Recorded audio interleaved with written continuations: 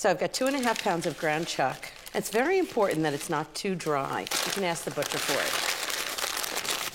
it. And then I've got sauteed onions and lots of flavorings to give it lots of flavor. I'll show you how I made the onions.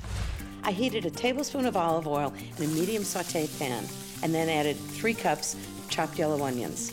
Then I added a teaspoon of chopped fresh thyme leaves, 2 teaspoons of kosher salt, and a teaspoon of freshly ground black pepper, and just cooked it over medium-low heat, stirring it occasionally for about 10 minutes, just until the onions are translucent, but not brown.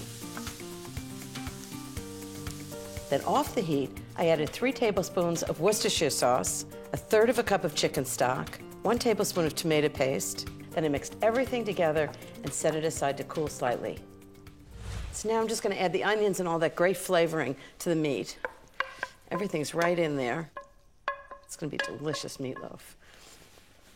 Next thing is breadcrumbs. I use about 1/2 cup of dried breadcrumbs. I use dry ones because it really holds the meatloaf together. And why make fresh breadcrumbs when you don't have to? 2 eggs, which also holds the meatloaf together. And then pour it on top. Now this is the key to making meatloaf. You want it to sort of aerate it. You don't want it to be dense. So just toss it all together and make sure you're not compacting it. Just pat it lightly. You want it to have an even shape so it cooks evenly.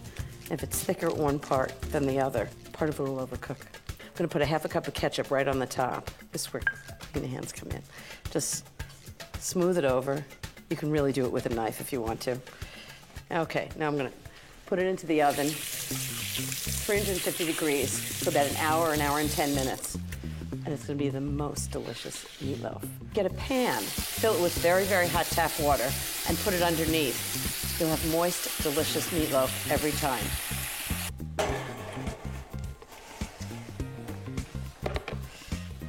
And the way I can tell whether it's done or not, it needs to be about 155 to 160 degrees, instant read thermometer, and you just put it right through the end. It's the best way to make sure you get the center of it. A little garnish, make it look better, and a little taste to make sure it tastes good. Now, what beginner wouldn't want to make meatloaf? It's so delicious.